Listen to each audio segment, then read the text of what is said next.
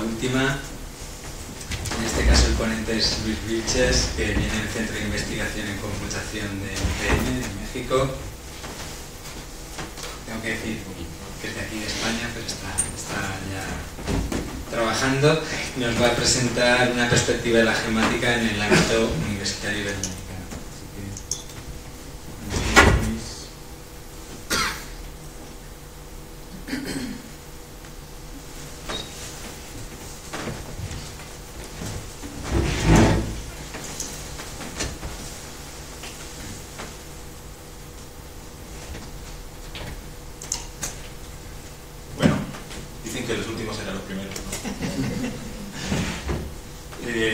Pues eso, voy a hablarles un poco profundizar un poco sobre lo que ha dicho Federico. La verdad, ha sido una presentación muy interesante porque me viene muy bien para decir que esto de la geomática, como lo conocemos, está cambiando, ¿no? Ya todos somos conscientes de lo mucho que está cambiando todo a nuestro alrededor, pues en la geomática pues también, ¿no? Bueno, yo vengo a hablar de esta presentación, pero no solo estoy yo aquí detrás de este trabajo, sino que está pues toda la red de GeoLibero, y concretamente dentro de la red de GeoLibero algunos que nos dedicamos un poco más a la investigación, a la educación, perdón, y que estamos un poco más interesados en ese tema. Formamos un grupo de trabajo y hay aquí varios compañeros y otros que no han podido venir, y voy a contar un poco los resultados. Ya hemos hablado mucho de geomática. No voy a dar ninguna definición, me lo voy a pasar rápido para así aprovechar más el tiempo, ¿no? Y como ha dicho Federico, pues todo está cambiando, producto de la proliferación de la tecnología, ¿no? Y cómo está tan cercana a nuestro alrededor. Ya todos llevamos un teléfono esto y podemos hacer muchísimas cosas, pero no solo está, digamos, que a nivel de tan cercano para cualquier ciudadano, sino que también en nuestra área, ¿no? La geomática.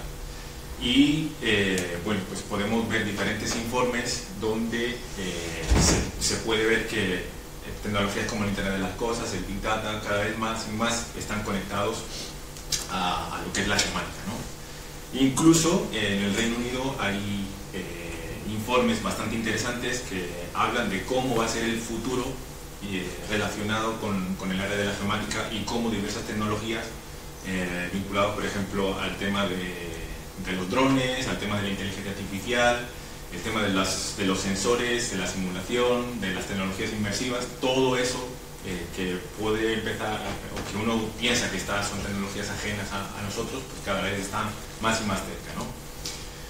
Entonces, dentro del grupo de trabajo, pensamos en hacer un diagnóstico sobre el uso de la ciencia y la tecnología de la información geográfica en el contexto iberoamericano, ¿sí? ¿Y dónde íbamos a hacer ese diagnóstico? Bueno, pues en el contexto universitario, porque pues, es donde estamos haciendo la formación y donde van a salir esos futuros profesionales que se dedican a la geomática, ¿no? Y la estructura del trabajo, pues lo pensamos, bueno, hicimos un formulario que es fácil y rápido y que todo el mundo conoce, ¿no? Un Google Form de presentación de este proceso, con una encuesta, una serie de preguntas generales donde estábamos recopilando pues una información, tipo de contactos, datos de contacto, nivel de estudios, cargo, la institución, algunas generalidades sobre los grupos, ¿sí? Preguntas relacionadas con el programa o la carrera universitaria, por ejemplo, el porcentaje de materias relacionadas con las tecnologías de la información y las geográficas, el número de horas, los contenidos que se dan en esas materias, entre otros. Y preguntas relacionadas con las asignaturas que se están dando, ¿no? Por ejemplo, qué tipo de recursos se están utilizando, qué software, qué lenguajes de programación, si se utilizan o no librerías, qué datos se están utilizando, o si se están utilizando dentro de este proceso. Y lo hicimos en 2 pasos. ¿Por qué en 2 pasos? Bueno, porque primero nosotros hicimos una propuesta de encuesta con una serie de preguntas y, bueno, pues aunque todos estamos metidos y fue una propuesta colaborativa de pensar, de generarlo de manera común y consensuada entre el grupo dentro de la red GeoLibero, Decidimos hacer una evaluación previa con 13 expertos de 8 países diferentes, ahí los veis mencionados, relacionados o vinculados a diferentes áreas de conocimiento, para que hicieran una evaluación previa de esa propuesta que estábamos haciendo. Básicamente era para ver si estábamos locos o no, ¿sí? A ver cuál era la opinión de ellos. Con esto, bueno, pues nos volvimos a reunir, nos juntamos, discutimos los resultados un poco y básicamente estábamos por el buen camino. Tuvimos que hacer algún detalle que siempre hay que ajustar, ¿no? Y volvimos a lanzar la encuesta. Ahora lo lanzamos a toda la comunidad iberoamericana. He puesto esa imagen ahí porque a veces pensamos que la comunidad iberoamericana es toda Latinoamérica ya, pero pues no. Incluye España y Portugal y excluye a países que no son de lengua, o sea, hablantes de español o portugués, ¿no? Y por ejemplo ahí, pues ahí esto que se ve, bueno, no se ve ahí muy bien, y mi puntero, estos que aparecen por aquí, que son las Guayanas, ¿sí? Pues hablan francés, holandés o Haití, por ejemplo. Hay una serie de países que no están incluidos. Y simplemente, bueno, para no hacer examen de geografía, como ahora voy a mostrar algún mapita, pues para que veáis la ubicación de algunos de nuestros países. Ya me siento un poco más mexicano ahora que español. ¿Sí? Bueno, lanzamos la encuesta y participaron 20 países, ¿sí? En realidad todos salvo Venezuela. Todos sabemos la situación por la que están pasando, ¿no? Entonces puede ser que fuera más difícil acceder a esta encuesta. Y Puerto Rico no participó, ¿sí? Entonces estaban todos, salvo estos dos. Recibimos más de 140 respuestas, por lo cual nos podíamos dar una buena idea. Los profesores que participaron pues eran de estas áreas de conocimiento, de ciencias naturales exactas, ingeniería, ciencias sociales y en menor medida ciencias agropecuarias y ciencias humanas y artes. Y del país que más recibimos respuestas, será porque Sandra y yo promovimos mucho, no sé, o porque de 14 instituciones diferentes, ¿sí? 14 universidades diferentes dentro del país, y bueno, fue el país que más respuestas dio. Una vez que empezamos a trabajar con los datos, pensamos bueno, a ver qué podíamos hacer con Python con ellos y demás, y empezamos a hacer una pequeña correlación entre las diferentes preguntas, pasar lo cualitativo a cuantitativo y a ver si podíamos encontrar alguna correlación y demás.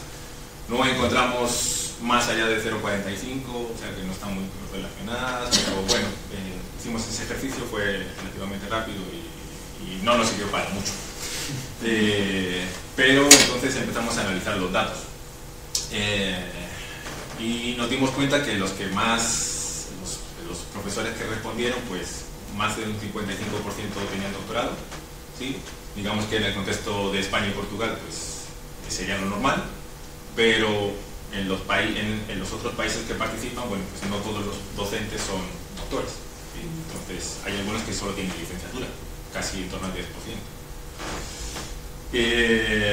La mayoría de ellos son profesores investigadores, ¿sí? Algo bastante interesante, o profesores de asignatura. Pueden que sea básicamente que están contratados para dar una serie de materias y ya. Y empezamos a profundizar un poco en los datos. Caracterizamos a las respuestas sobre los estudiantes. Por ejemplo, nos dimos cuenta que la mayoría hay una presencia equilibrada en las clases, ¿sí? Es decir, chicos y chicas. Hay muy pocas clases o materias donde solo hay mujeres, y ahora después voy a hablar un caso bastante interesante de esto. Y bueno, pues, el 32% de solo hombres, ¿no? La distribución, pues ahí nos damos cuenta que solo las mujeres están en Panamá. No sé si los vais a ver por aquí, Panamá. Y el resto, bueno, pues una presencia bastante equilibrada, o solo hombres, Perú y bueno, Centroamérica. Bueno, y España y Portugal. Me ha resultado bastante curioso eso. Bueno, al menos de los que respondieron, ¿no? No significa que tengamos totalmente certeza con estos datos, simplemente una encuesta y podemos hablar de los datos que tenemos. Y preguntamos otras cosas que nos parecen interesantes empezar a preguntarnos, ¿no? Es como las identidades de género, que tenemos los profesores dentro de, a veces nos dirigimos de algunas maneras que pueden herir ciertas sensibilidades, ¿no? Y el lenguaje puede ser a veces un problema. Bueno, desconozco o no aplica fueron las mayores respuestas, ¿sí? Bueno, uno no tiene por qué identificarse de su tendencia, ¿no? O identificación de género, pero ya estamos viendo que hay presencias importantes o interesantes sobre población transgénero, que se identifica como transgénero, no binario, transexual, bigénero, cosas interesantes de los estudiantes. Y el tipo de discapacidad, bueno, la mayoría, como veis aquí, no tiene ninguna discapacidad, pero también hay en las aulas chicos, chicas, chiques, con una discapacidad física, sensorial, intelectual, que están recibiendo clases de geomática.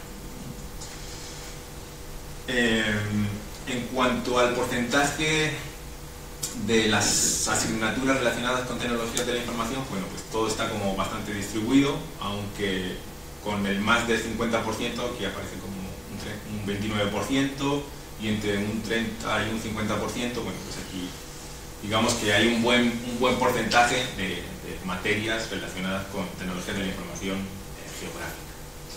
Y un poco la distribución, ahí vemos que menos del 10% en este caso es Bolivia o España. ¿Sí? Bueno, insisto, no es que sea así en todos los sitios donde se da geomática en España, pero son las respuestas que tenemos. Y, por ejemplo, más del 50%, de horas estaría México o Argentina, por ejemplo. Las materias, bueno, pues como siempre en todos los programas hay materias obligatorias, ¿no? Hay materias que son optativas, un poco de ambas. Si consideramos ambas optativas, más del 5 minutos, ok, voy más rápido todavía.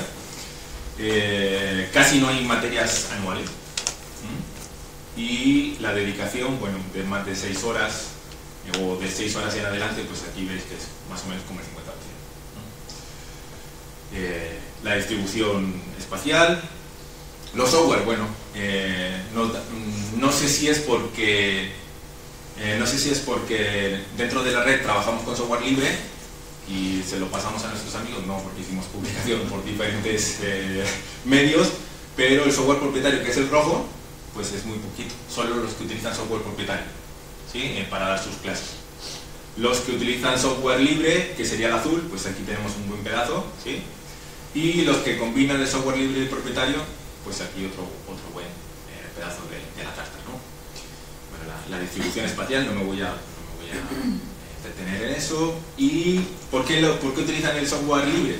Pues por el tipo de licencia, por la portabilidad, por las prestaciones, por el soporte, por la comunidad de usuarios, ¿sí? Son como las principales respuestas. Software libre versus propietario. Bueno, en este caso bastante utilizado QGIS, ¿sí? La comunidad internacional, aunque bueno, la presencia de GeoBSIP pues no hace falta ahí justificarla. Y en cuanto al propietario, pues os imagináis cuál, ¿no? Pues justo, ahí está ArcGIS, ahí está todavía AutoCAD muy presente, como lo veis. Pero ¿qué hay de nuevo? Bueno, lo de nuevo, el conejo malo, pero en cuanto a la geomática, lo que hay de nuevo es, bueno, lo tradicional está los sistemas de información geográfica, los sensores remotos, ¿no? Las bases de datos, pero no tan nuevo, aunque en algunos países del otro lado del charco, como yo digo, bueno, las infraestructuras de datos espaciales todavía no están tan consolidadas y que ya parezca ahí bastante, pues es un síntoma bueno, creo yo, pero también lo nuevo es que se están utilizando ciencias de datos espaciales, o cada vez más empieza a aparecer la presencia de materias relacionadas con drones. Entonces, elementos interesantes. Destacar la presencia de la utilización de datos abiertos y de infraestructura de datos espaciales para la vinculación con las tecnologías, con los sistemas de información geográfica o diferentes tipos de herramientas. Como Álvaro me está metiendo en prisa, pues no me meto en profundidad en el detalle, pero también preguntamos si se están dando cursos de programación dentro de las áreas relacionadas de las carreras relacionadas con la geomática, ¿no? Con las tecnologías de la información geográfica. Y sí se están dando cursos de Python, de R o de más tradicional como es Java o JavaScript o incluso C, C++ o C Sharp. Y que esto se está utilizando dentro de las materias. Estos lenguajes se están utilizando. Pero encontramos una cosa interesante. ¿Recordáis al principio que os dije que casi no hay cursos donde están solo chicas, ¿no? Y la presencia de hombres o presencia equilibrada es bastante relevante. Nos encontramos que al analizar los tipos de lenguaje, ¿sí? En los cursos donde solo hay chicas no se están dando lenguajes de programación, no se están dando programación donde hay solo chicas. Es raro, sí, es raro. Donde hay solo chicos es mayoritario el uso de R. ¿Sí? Bueno, por lo menos los profesores le dan R. ¿Sí? Y donde está la presencia equilibrada parece que el Python es lo que manda. Esto es donde sí se está dando cursos de programación, lo oscuro, y donde no, lo clarito. Ya casi termino. Y algo curioso es que no solo se está dando, digamos, como los lenguajes de programación y ya, sino que se están utilizando cierto tipo de módulos o librerías vinculados a Python o a R, sobre todo, especialmente a Python. Tenemos, por un lado, las librerías tradicionales para la geomática, como puede ser Proc o GeoTool o incluso Geral, y más abajo ya Sextante, casi no se está utilizando, por lo menos en las respuestas. Pero lo nuevo es la utilización de librerías como GeoPandas, Paisal, ArcPy o PyQGIS, ¿sí? O incluso librerías que no son propiamente del lado geo, pero que sí tienen mucho potencial para, por ejemplo, el análisis de datos, ¿no? Como es Scikit-learn o ggplot o incluso Matplotlib, que también aparece por ahí. Retos, bueno, pues como veis esto está cambiando mucho, entonces la geomática pues, seguro va a seguir teniendo muchos retos en cuanto a la educación y en cuanto a la incorporación de esas tecnologías de la información. En el contexto educativo pues estamos intentando poner de nuestra parte, aunque sea un granito de arena, dentro del GeoLibero, y como veis pues está saliendo por muchos caminos diferentes dependiendo del país, no hay como una tendencia aún clara, aunque hay elementos que nos sirven para identificar algunos caminos interesantes al menos, y que bueno, pues como he dicho antes, desde la red GeoLibero pues vamos a seguir aportando nuestro granito de arena para potenciar el software libre y todos estos cambios que están apareciendo en la comunidad, pues llevarlos al ámbito educativo y compartir mucho más. Bueno, es todo por mi parte. Gracias. Pues si hay alguna pregunta para alguno de los ponentes. No he podido decir el tiempo con los segundos como Federico. Lo puse en 15. Bueno, más que una pregunta es una observación, es el tema de, bueno, igual no está reflejado, pero lo poco que se menciona a lo mejor tecnologías que nosotros somos programadores también utilizamos desde hace años de diario, que son OpenAI o Solidnet, JavaScript, ¿sabes? Yo creo que es lo que más utilizo, aunque también aparte de backend evidentemente pero que no sé hasta qué punto están implantadas o a nivel educativo se enseña. Sí.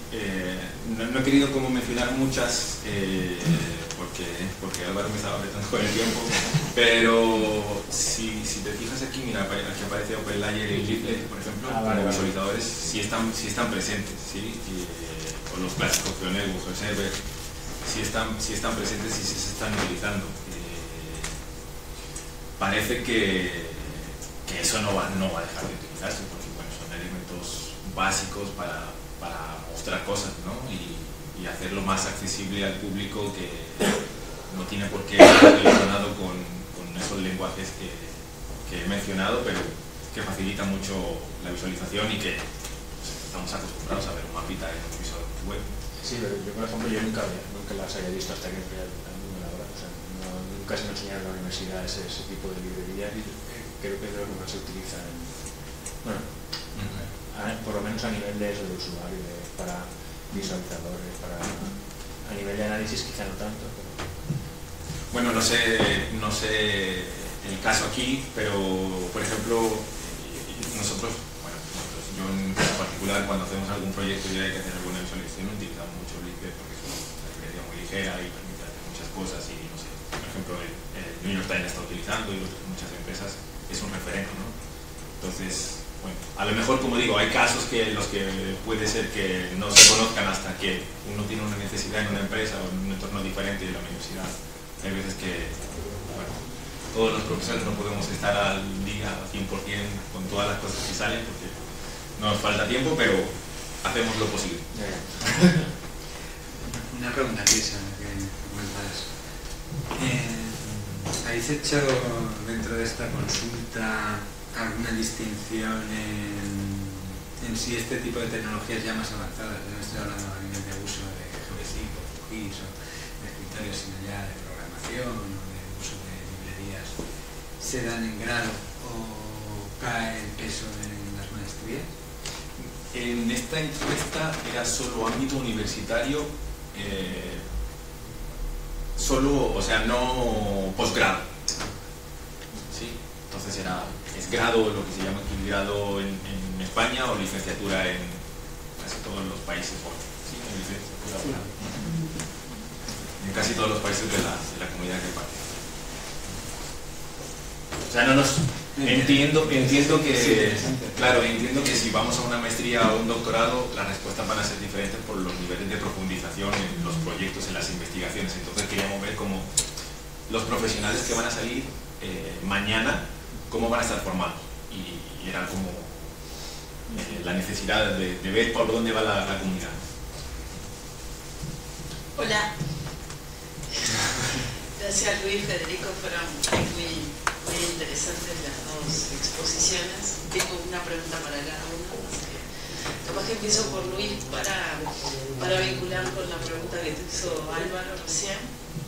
Tú mencionaste que día a día se están incorporando como nuevas técnicas o técnicas más avanzadas en lo que refiere a la información geoespacial.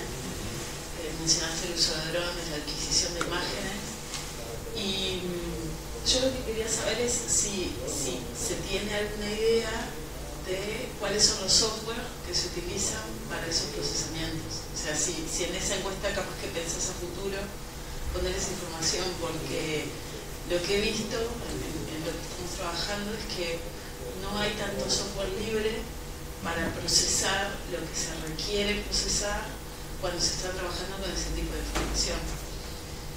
Y como viniendo un poquito a otras cosas que habías dicho, habías comentado por ejemplo el caso de las mujeres en Panamá, o sea, que habían ciertas cosas que te llamaban la atención de todo el estudio que hiciste. Entonces, si vos a futuro pensás seguir sobre esta línea ir, digamos, tratar de responder esas preguntas que te quedaron en la duda, decir, bueno, ¿por qué acá tantas mujeres o por qué acá hombres, etcétera?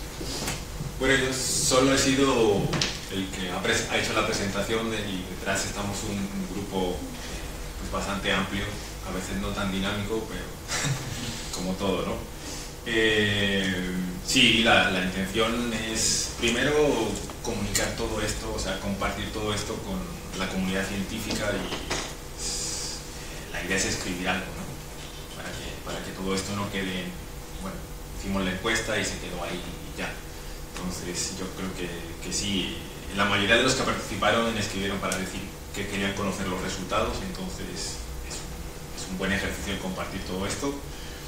Y luego, pues, mira, por ejemplo ahora con mis chicos, que yo soy docente de posgrado, o sea, solo tengo estudiantes de maestría y doctorado, aunque a veces me viene algún chico de licenciatura o de grado. La tendencia ahora es ya pelearnos con los geos desde Python. Entonces nos estamos dando el salto, por lo menos con estos chicos, ¿no? En particular. dependiendo también del perfil, hay veces que me han llegado otros relacionados con planeación o más con urbanismo y demás, que pues, ponerlos a leer Python es como mejor les clavo astillas debajo de las uñas, ¿no? Y a ver si sufren menos. Entonces les doy un software, un sistema de información geográfica y a partir de ahí pues hacen algunos análisis, pero digamos que los que tienen un poquito de conocimiento más de computación, para saltarnos algunas dificultades por los volúmenes de datos y demás, vamos directamente a Python. Entonces yo creo que eso va a ser una tendencia a corto plazo, no ni siquiera a medio, sino a corto, porque bueno, ya conozco niños que los apuntan desde pequeños a clases de programación de estos de robótica y con lenguajes que desde pequeños están programando, entonces cuando sean adultos lo van a tener facilísimo. Creo que por ahí va. Vale. Federico. Era una pregunta. Federico, tú hablaste de proyectos, el trabajo en proyectos como una metodología de enseñanza. Fue el slide final, ahí como que la conclusión y tu sugerencia. En Uruguay se está trabajando a nivel secundario y también a nivel universitario con ese sistema, de enseñar a partir de proyectos. Es aún es opcional, como un área en la que se puede trabajar, ¿ya? En cuarto, quinto de liceo, sexto, a los 15, 16 años, 17, más o menos. Pero bueno, se está empezando por ese camino. Y digamos que la duración de esos cursos, por así decirlo, son anuales, por lo menos por ahora. Entonces, en ese esquema que vos mencionaste de trabajo por proyectos, dijiste, bueno, uno empieza y sigue hasta que llega un punto que lo cierra. ¿Qué te imaginás? ¿Alguna duración? ¿Lo ves como un trabajo anual? ¿Lo ves como un trabajo semestral? ¿Focalizado dependiendo de, no sé, de la materia, de lo que sea, del tópico? Gracias. Todo dependerá del tipo de estudiante con el cual trabajemos. Porque en nuestra cultura, si yo le digo a alguien que haga un proyecto y lo haga en un mes, 2 meses, 3 meses, entonces la palabra procrastinación la tenemos muy presente. Por esa razón, dependiendo de la cultura, no es lo mismo a que yo le diga a un estudiante, incluso de universidades que están dentro de nuestro país, porque hay diferentes. Hay algunas con el perfil de estudiante de aquellos que trabajan, estudian, tienen 2 familias, 3 trabajos, no le dan tiempo a la universidad, y hay otros que se dedican totalmente a la universidad. Entonces, el docente debe tener la suficiente sabiduría, sería la palabra, para poder determinar si cada uno de los proyectos que va a poder dejarles a sus estudiantes en ese semestre en particular, cada proyecto debería durar 2 semanas para poder darle por dosis pequeñas y que ellos se mantengan constantemente trabajando, o si por el contrario los estudiantes ya tienen la cultura de trabajo, perfectamente puede ser un proyecto a lo largo de todo el semestre. Entonces esa es la conclusión, depende de los estudiantes y de cuánto la palabra procrastinación ellos utilicen. Claro, pero ahí también son todos diferentes, ese es después tenemos una clase. Entiendo ese punto, pero lo difícil de eso es que usted es una clase donde todas las personas son distintas y todos tienen habilidades diferentes. Entonces, de alguna manera es para pensar, ¿no? Cómo vos agrupás, porque en cierta manera tenés que agrupar, es un curso que tiene que tener una duración formal, si no el sistema, o sea, por lo menos a nosotros lo que nos piden es o por semestre o anual, etc. Entonces, yo creo que si ese es el camino, lo que hay que pensar es cómo lo haces cuando tu aula tiene personas que tienen habilidades distintas o que le dan un enfoque diferente a lo que